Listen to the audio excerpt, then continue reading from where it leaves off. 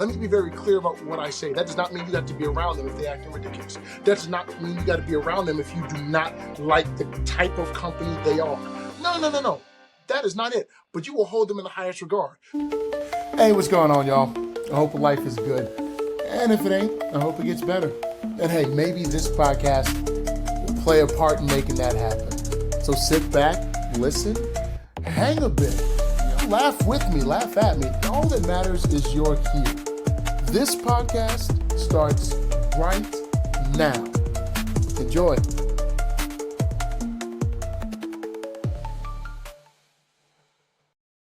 Hey, what's going on, guys? My name is Blaze. I'm somebody's dad, just figuring it out. That's the name of this podcast. Listen, I'm taping this as the holidays are coming to a head. It is Christmas Eve. There are folks stuck in traffic right now looking to get to stores. There are folks in stores right now who are dealing with those crowds. There are folks who are at their home wrapping presents that they probably should have wrapped a couple of days ago, but then you had to go to the store to get that last minute present, so you had to deal with the crowd. Then you had to come back and wait in traffic to get back, so now you are sitting home wrapping presents. Then there are folks who are cooking, because I know y'all be cooking on Christmas Eve, just like y'all may not necessarily be eating on Christmas Eve, but you cooking on Christmas Eve for Christmas Day. And in the midst of all of that, some of y'all are listening to this podcast, and I appreciate it. And then some of y'all will listen to this after all the holiday festivities. I appreciate that too. Guys, let me get something straight right out the gate. I must be specific. Lord, I done messed that all up. See, now I'm frazzled. Let's try that again. We're not even going to edit this out. Let me get one thing straight right out the gate. I'm going to be general on most things. I'm going to be specific on a few. But regardless of what I say, I ain't no guru boo-boo. You help me, I help you. At the end of it all, if we're a little bit better versions of ourselves, which I believe we can be, that's a W. Now, y'all, the niceties are out the way, because I'm about to say something that might hurt your feelings. And that's not my intent, but dang it, if it happens, it happens. Because I've already done this to me, and I think at this point now we need to go ahead and share it with the world. And I'm not necessarily saying that I am sharing something that is an original thought. I know that it is original to me because I've never thought this way before, but I am now, having wrestled with it myself, finna share it with y'all.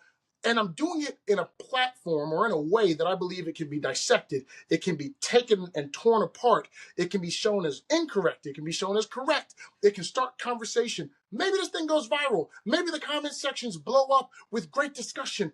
Or maybe this just sits in the ether and does nothing. All I know is I got to get it out so you're going to hear it because you, as I'm so thankful for, are listening. Men, we need to do better. We need a standard. Now, before y'all cut it off, I'm not about to sit here and bash men for the next 10, 15, 20 minutes. But what I am going to do is offer up an idea as to what that standard could be. Because it's not necessarily that every man is horrible. I just think that in terms of men, period, we need a standard, something that's universal, something that isn't argued about or controversial because it's very specific to a particular type of person. Bump all that. I don't care if you're straight or a gay man. I don't care if you're a white, black, Asian, Hispanic, Indian man, Native American man. I don't care whether you live in the United States or the Caribbean. I don't care if you live in Europe or live in Australia. Right?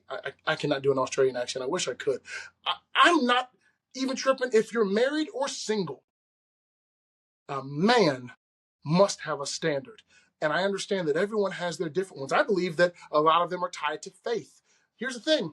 Everybody may not share your faith. So while it may work for you, it may not work for someone else specifically because it is tied and interwoven with your faith. Now, I'm not saying that the standard that I'm about to put forward is not influenced by my faith. I'm a Christian. Does that mean that I'm about to start quoting Bible verses? No, I ain't finna do it. Why? Because I'm thinking universally. Gentlemen, we cannot be the same in 2026 as we were in 2025 because we were awesome, but God knows we want some nonsense. All you gotta do is turn on the internet, scroll for 5 minutes, and you will hear men saying some of the dumbest stuff I've ever heard about other men, about women, about random things. They say stupid things about sports all the time. Like, my guy, have you ever kicked a soccer ball? No? How are you commenting on this in such a ridiculous way? Like, have you heard yourself? Like, it is ridiculous to me, but here's one thing to kind of bring it back.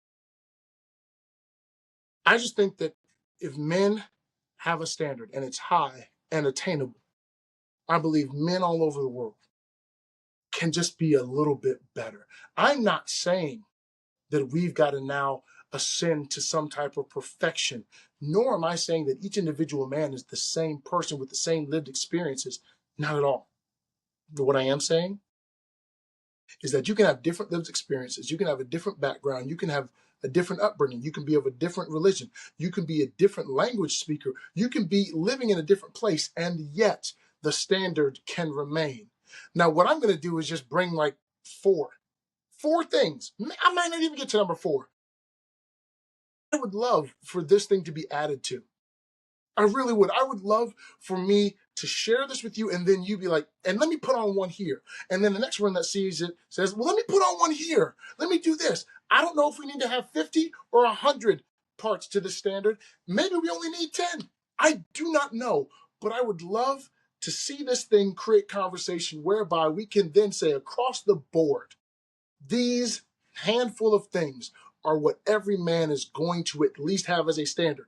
There may be other things specifically to you, whether it be via your faith or via how you just conduct yourself in the world that you ascribe to, subscribe to, whatever the word might be.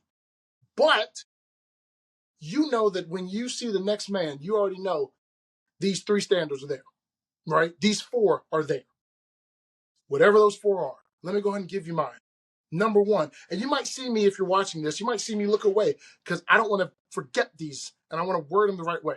And I've only got a certain amount of time because I'm in a rush. I got to go to church. I'm volunteering while folks attend the Christmas Eve service, right?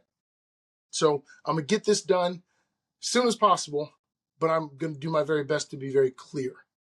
Number one, men, here is a standard. Do not remain silent when you have feelings that need to be shared. So number one is important. And I put it number one for a reason. Men, when we don't share our feelings, we kill ourselves. I'm not even going to go over the statistics in terms of suicide. When we don't share our feelings, we kill ourselves. When we don't share our feelings, we bottle them up and we harm inanimate objects. When we don't share our feelings, we hurt people around us. But mostly, we hurt ourselves. It's not that you can only share it one way, but it's got to be shared. Let me give you an example. Some of y'all get your feelings out by yelling. Well, go to the woods, yell that thing out, calm it down so now that you can speak it, having gotten it out of your system in its raw form. Y'all, if your first instinct is to yell and scream, but what you're saying is your legitimate, real feeling, go scream it into a pillow, scream it in a room, scream it in the forest, and then come back having settled. And now you can clearly communicate that to whom or whoever you need to. But it's got to be shared because that raw scream cannot stay inside. It cannot. Gentlemen, the standard is letting our feelings be known, getting them out. Some of you, this is hard because you've been told all your life that men aren't supposed to share their feelings because to share your feelings is to seem weak. And I'm going to even go ahead and tell you there's some truth to that. And I'm going to speak specifically to the relationship between man and wife. Now, shout out to my LGBTQAI community. It may be the same in terms of spouse to spouse. However, I'm going to speak what I've lived, what I've seen, and what I've heard. And I'm going to do it to the best of my ability because I don't want to color every relationship the same. But here's what I've seen. Here's what I've heard. Here's what gets discussed at men's conferences, men's e-groups, at men's retreats, when the fellas are out playing ball. These are the things that get brought up. There is a legitimate fear of sharing our feelings with the women in our lives. And we can be talking about moms. We talking about wives. We talking about sisters. Why? Because one, we don't know that they can actually hold what it is we're sharing. Does that mean every woman can't? Not at all. And there's probably a good chance that your mom, who's been with you longer, can hold more than maybe your wife, who can hold probably a little bit less at this particular point, or depending on how long you've been together, than your sister can. Because your sister and your mom may have been with you longer than you've been married to or with your spouse. But the fear is real. And there are situations where it's not necessarily that they can't sit there and listen to you. But truth be told, the reaction that you get, whether it be via facial expression from expressing yourself, is off putting. Change in mood, temperament, after having talked about it, is what we see a lot of. So, and I've seen a clip of a gentleman sitting beside his wife, and they own a business together, and he talks about how he didn't share a lot of things. And he talks about how, hey, if there's something going on in the business, he's like, I don't really want to share that with you because I don't want to cause insecurity or fear in you. That is a very legitimate thought that men have. We don't want to share, not on some we don't think you could listen. What we see is after we share that, now the things that you maybe wouldn't worry about, you start worrying a little bit more about. Your temperament changes, mood changes. All of a sudden, the tension in the house is now super high, not because anything was said in a horrible manner, but because now you're worried about something. And that is where we get this feeling of we've burdened you. Thus, that is where we decide we will carry the burden and shoulder the load. Well, that's not good either. But here's the thing, man, that I would say. And this is something that I've realized and recognized with my wife, and I've seen other men do it. Give them an opportunity and another opportunity and another opportunity to be able to hold it, to be able to deal with it, to be able to remain calm and stable, and then be able to talk about it with you and share in that moment, and then get to a place where they can hold it up with you. That does not happen the first time that you share your feelings. Gentlemen, you might share your feelings the first time, and she sits there, but her face is doing a whole lot of talking that her mouth ain't. It happens. It happens. Give her another chance. Because the next time, maybe now her face has calmed down a little bit, maybe a little twitch every now and then, a little bit of body language shift when she hears something, but she sits a little more calm. Cool.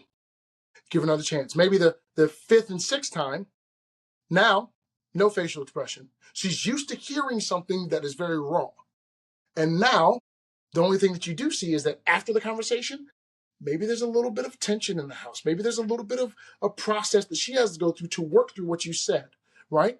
And that may be a bit off-putting because certain things in terms of mood and temperament might change for a time. It's all right. Give her another opportunity. She's human, isn't she? Yeah.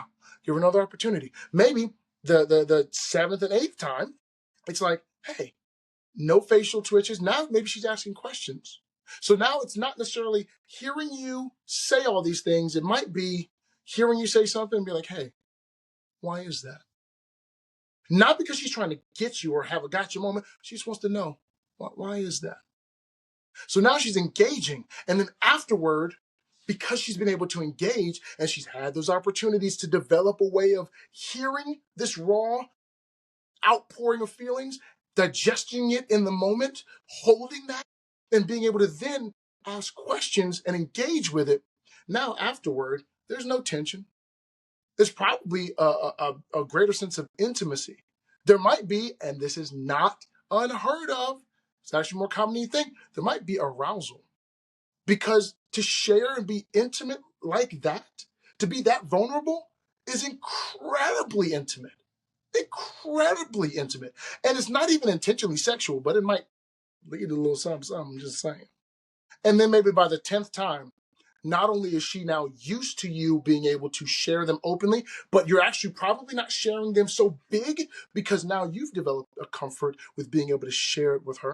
That now it comes out a little easier for you and a little clearer in terms of how you communicate it. So now she's able to receive it better. You're asking questions. You're working through it in the conversation. And afterward, there is just an environment and just an overflowing of intimacy because that vulnerability was placed there. And there is a respect for you for being vulnerable. And there's an appreciation for her for sitting with you in it, helping you to hold it up and carry it, helping you to game plan how to get through it, or just listening and not game planning at all. But men, we cannot keep it inside.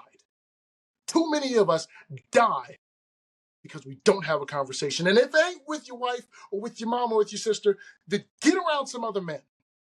Well, I don't know how to do that. Then find a church that's got a men's group. I don't even care if you attend a church. Just go to the men's group. Okay, well, I can't find a men's group. Okay, well, you go play ball. Do you play pickup soccer, pickup basketball? Do you go play football? Do you go golf? Get around them because you have to have an outlet for it. And I will say to you men as well, be open to your boy coming to you with something heavy and not just keeping it at the surface. Bullshit, all the nonsense that we talk about where men can't be deep. Do you understand the conversations that go on when dudes game online? Yeah, you may hear a bunch of 8-year-olds cussing at people, and you might hear them for a little bit talking about, hey, yo, watch my six, da da da, yo, pass me the ball, blah, blah, blah. You don't hear, however, when we check in on each other. I don't even game like that. I just been in these rooms where they're like, hey, man, you good? Yeah, man, dude, I'm going through it with my job, man. Like, dude, I don't know what I'm gonna do if I lose this thing. Yo, hold on, man, I got you. Like, is it just? And we are now talking and conversing, even in gaming spaces. You gotta get it out. I don't want to see no more dudes leaving because they did not express what they felt. And now they let themselves talk themselves into leaving prematurely. No, we need you here in 2026. We need you here, gentlemen. The standard is letting your feelings be known and working on how you communicate them, giving yourself multiple opportunities and giving the people around you who love you multiple opportunities to be better at receiving, communicating, and engaging with them. Number two, we will hold women in the highest regard, regardless of who they are, how they act. Let me be very clear about what I say. That does not mean you got to be around them if they acting ridiculous. That does not mean you got to be around them if you do not like the type of company they are. No, no, no, no. That is not it. But you will hold them in the highest regard. That means no more calling them bees, no more calling them hoes, no more calling them skets, sluts, whatever you want it. No, no, no. They are women. They're somebody's daughter, they're somebody's mama, they're somebody's sister, they're somebody's aunt, cousin, friend. Doesn't matter what you think of them because you don't know them. And even if you do know them, you will hold them in the highest regard. That is a standard. Yeah, well, you don't know she for the streets. I don't care if she's for the whole block. You will hold her in the highest regard. That is a standard. Again, you do not have to associate with her. Okay? See the difference? Doesn't mean you have to have her around your daughter. Because again, maybe she's working through something. Maybe there was something that happened in her past that has caused her to make certain decisions, or that has at least put her on a path to making certain decisions that you wouldn't want for your daughter or you wouldn't want to have around you. Maybe you know who you would be around that particular woman, not have to associate. But you will not look at that woman as less than. You will not look at that woman as just an object. You will not see her as somebody who can be stepped over, stepped across, disregarded, or thrown away. You will hold that woman in the highest regard. Is that your sister? Nope, but she's a woman. End of. What are we talking about here? We're not going to speak ill of them. We're going to hold them in the highest regard. If they need help, then maybe you, sir, are not the person to help them, but you can say, hey, I can direct you to. Because maybe it might not be appropriate for you. I'm being for real. This is a scenario that has happened to me. Maybe it is not appropriate for you who see a woman struggling on the street to be like, hey, hop in my car. I'll take you somewhere to get something to eat. No, no, no. But it might be good for you to say, hey, hold on just a second. And then you call the police. And you say, hey, this young lady out here, she seems like she's really struggling. Like, I don't want to take her somewhere to get food. I can go get her food or somewhere. I've called the police for this. I don't know if that's necessarily what you're supposed to do, but it's what I did because I did not want any impropriety to even be assumed by there being another woman in my car who is not my wife and somebody not knowing any of the situation, any of the background story to why she's in my car to now start assuming things. I could have called my wife and told her, hey, there's a young lady I'm picking up and I'm going to take her to get some food. So the rest of the people don't know that I called my wife. Okay, so I understand it. We will hold them in the highest regard. Well, that woman has tried to hit me and slap me, then get away from her. Get away from her. And then, well, I got to go to court and I got to talk about her. No, you talk about her behavior. She did. This action was. That behavior is. Y'all, let me say it this way. I'm a teacher. Shout out, I got the job. I'm excited about it. I got the PE job, and I'm super excited. I know this. One of the things that I do if I see a kid who's not behaving in a way that I know they should be, and they know they should be, do not say, you kid are bad. I say, you know that behavior is not what you need to be doing. So I'm acknowledging that you are the person who is doing the behavior, but the behavior is what you're not supposed to be doing. I'm not calling you, the child, bad. I'm not calling you, the child, horrible. I am saying that you know that this behavior is not who you are. You are far greater than that. Now, however you hold up women, whether it is you stop calling them names, even amongst your boys, right? Stop referring to them as their assets, pun intended, right? Whether it's you just, when you're speaking in the midst of women, you are behaving in a different way than maybe you did before. Maybe you talk to women who are even confrontational in a different way, and you're now calm instead of going at them, right? However it is, you got to figure that out. But we will hold women in the highest regard, and then we will conduct ourselves in a manner that is befitting a gentleman. Again, if a woman's trying to attack you with something, run, call the police, bye. Let's be smart about it. Domestic violence, get out of there. Let's be smart about it. She talking all crazy, walk away. Let's forget about it. She's dressed in a manner that's inappropriate, and inappropriate is relative to different people in different situations. If you are at Burning Man, dressing that way might be fine there, but in this situation, ma'am, there are children around, and they can see all up and through everything. Then maybe you aren't the one to go tell her that, because that might come off weird as a dude telling her. But you can say, hey, I can tap my wife like, hey, can you go like just whisper over there? Because she seems like she is absolutely oblivious to the fact that she's in a different environment and that may be coming off wrong. Or maybe that's all she has to wear. Y'all do understand that people are where they are. So sometimes that's what they got. And they're bringing to the table what they have. But regardless of how they are, we will hold women in the highest regard and we'll govern ourselves accordingly. Number 3, we're going to take care of ourselves. We're going to take care of our body physically. We're going to take care of ourselves mentally. We're going to take care of ourselves spiritually. And that's not specific to any particular faith. But if that's how you get down, that's how you get down. I'm Christian personally, so don't hold it against me. I'm not saying that Christians are persecuted either. I'm not saying they're not. Don't go down that road either, because I figure I might as well go ahead and say it now.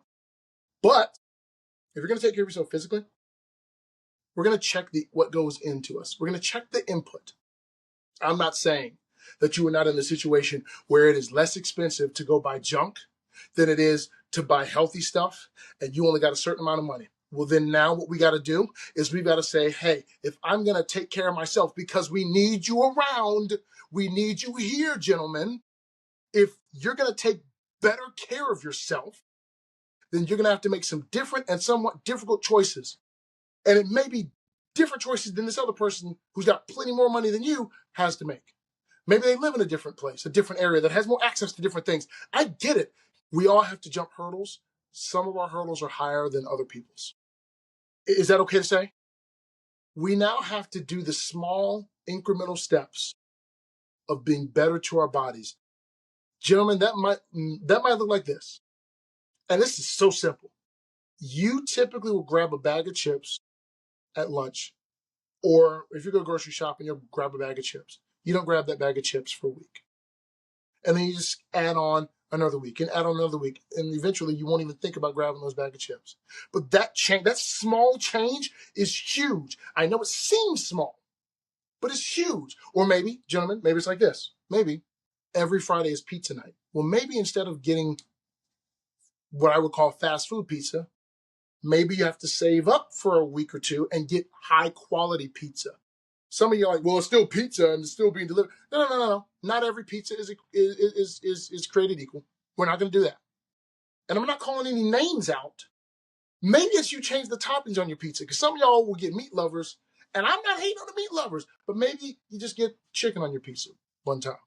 Chicken and mushrooms and onions and bell peppers, whatever it is, we're going to take better care of ourselves physically. We're going to go to the gym, or we're going to do push-ups in our home, or we're going to go walking around the block. We're going to take care of ourselves physically. Well, I ain't got no time. Yes, you do. If you got 5 minutes to do high knees, if you've got 5 minutes to do push-ups, if you've got 5 minutes to do sit-ups, if you've got 5 minutes to be up against a wall, even if you're not at the point where you can be on the ground in a plank position, you can push up off the wall. You've got time to do something. We will take care of ourselves physically because we owe it to the people around us to do it. We're going to take care of ourselves mentally. This is the standard, gentlemen. Mentally, we're going to pour into us things that are good for our mind. We're going to look at what we consume. Y'all, if you're doom scrolling at night, it ain't helping you. And I'm not saying that I do not do that from time to time, but what I'm going to tell you right now is this. If you look at what you take in, you probably can correlate how you feel during the day, or let's say if it's at night when you wake up, you can correlate that to what it is you're looking at before you go to bed. Gentlemen, we are going to start reading books that help us. I would recommend a book, and I'm going to recommend this. And this does have, just so you know, this is a book that has biblical verses in it, Christian undertones. It's just been a really good book for me. May not be a great book for you, but I'm just throwing it. It's called An Enemy Called Average, right? Here's another one. There's a book called The Slight Edge, right? Get that book. It's a great book about just taking incremental steps and how things build up over time. Guys, I am so passionate about this because this is the standard that men need to have. We've got to create something so that we are bettering ourselves, not only for us, but for the people around us. Spiritually, I do not know your faith. I don't know where you go in terms of spiritual oneness. I know that I'm a Christian. I know me and Jesus are like this. You may be Muslim. Shout out to my Muslim brothers. Shout out to my Jewish brothers. Shout out to my Hindu brothers. Shout out to my atheist brothers. What I'm saying is this. Wherever you go, whatever you do to find peace and oneness and stillness within yourself, you have to tap in. That oneness and that peace, that centering of yourself is going to benefit you so much as you walk through this life, as you interact with other people, the folks who care about you. But that's the standard, gentlemen. This is not just a checklist. That's the standard. We're going to take care of ourselves mentally. We're going to take care of ourselves spiritually. We're going to take care of ourselves physically. If that means we need to go to therapy, go to therapy. If that means that you can't afford therapy every single week, afford it every other week, twice a month. We're going to do the things and consistently do the things that are going to build us up as men universally, and we're not only doing it for ourselves. This is the biggest part. Our standard is not for ourselves. Our standard will produce fruit. When we are making sure that we're having our feelings be known, when we are holding women in high regard and then governing ourselves accordingly, when we are taking care of ourselves mentally and we're taking care of ourselves spiritually and we are taking care of ourselves physically, that standard produces fruit. The fruit of the tree is not for the tree. We're producing the fruit, but others are going to be able to eat from it. They're going to benefit from it. He benefits. And there's another little one right down here. She's going to benefit.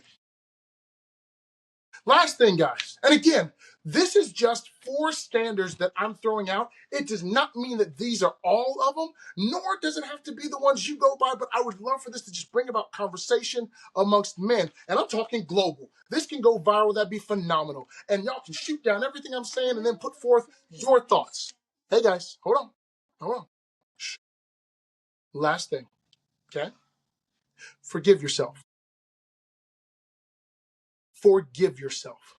You ain't perfect, never will you be. Forgive yourself.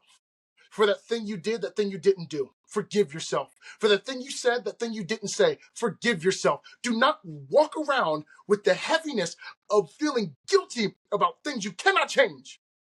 They're in the past. You can't change them. Yes, you may be dealing with the ripple effect that they caused.